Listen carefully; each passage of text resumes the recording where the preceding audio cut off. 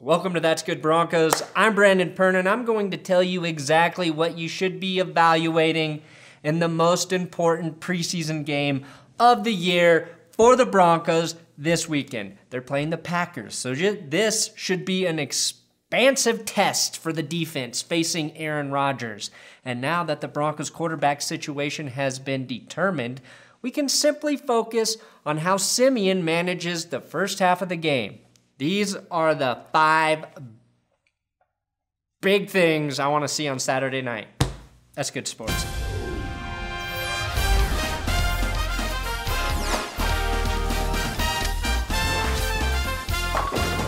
Hey, Emmanuel Sanders, I'm speaking directly to you. I heard you got a ticket on Tuesday for careless driving.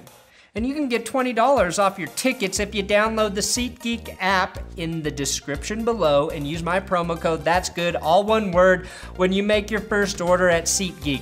That's right, SeatGeek is a paid sponsor here at That's Good Sports, and they offer the good types of tickets, like NFL game tickets or concert tickets or comedy tickets, and they are all ranked according to price, so you know whether or not you're getting a good deal. That's why I love the app. So Emmanuel, tell the police you have a promo code, say that's good to the officer, and I bet he will take $20 off your ticket or possibly just rip it up for you. A thing to watch, number 5, Jamaal Charles. The former Chief running back will finally debut his skills in orange and blue. According to Vance Joseph, Charles will get a lot of carries against the Packers, whose run defense in the preseason has given up a total of 111 yards through 2 games. Charles has to prove he's worth keeping on the roster after we witnessed rookie D'Angelo Henderson terrorize opposing defenders. That's right, Henderson is a terrorist to tacklers. Honestly, I want to see Charles and Henderson split early reps because the Packers' front 7 will be the biggest test these backs have faced so far.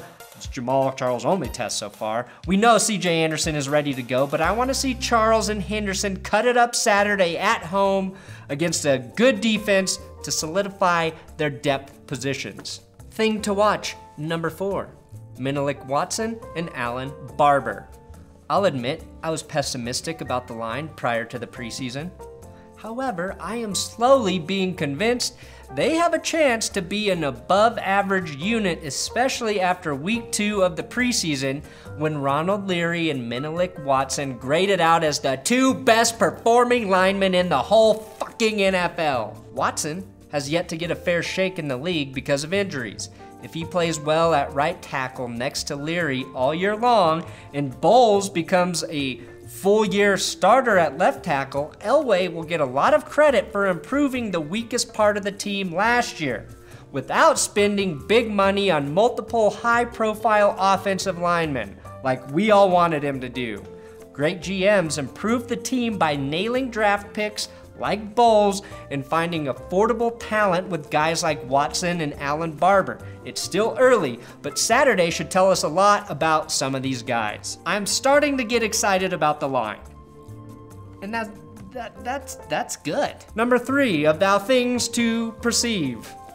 Less penalties from Garett Bolles. Bolles is showing some promise, but he's also showing a tendency to get penalties at the worst times possible. He had 4 last week, one of which cost D'Angelo Henderson that beautiful touchdown in the second quarter. Physically, Bolles is ready. If he fixes those mental errors, he will be an impressive left tackle in the NFL. Number 2, the D-line against the Packers' rushing attack that may or may not be horrendous.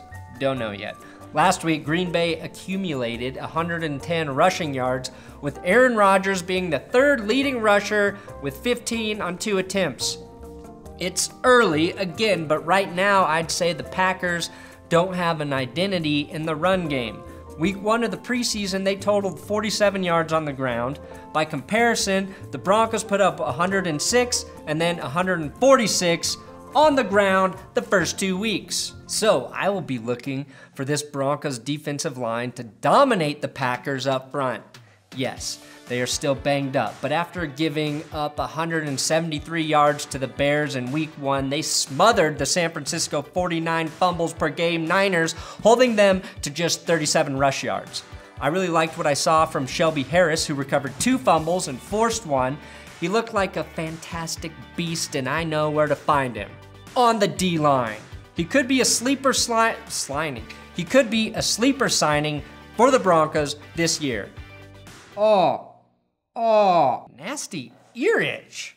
This is the first time that's ever happened. It was like a little tiny fairy prostitute was in there tickling it. I think Zach Kerr, DAmato, and Adam Gotsis will be on the first unit with Shelby Harris and Tyreek Garett filling in as needed and playing a lot in the second half.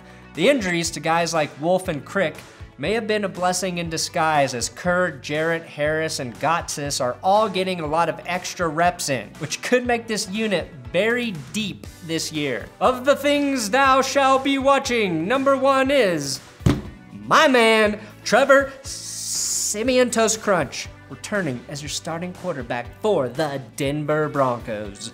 Right now, with a small sample size, Siemian has the highest rating of any NFL quarterback in the preseason, taking at least 25% of the snaps. He also has an adjusted completion percentage of 100%, otherwise known as fucking perfect. The jizz is perfect. Adjusted completion percentage accounts for dropped passes, throwaways, spiked balls, and batted passes.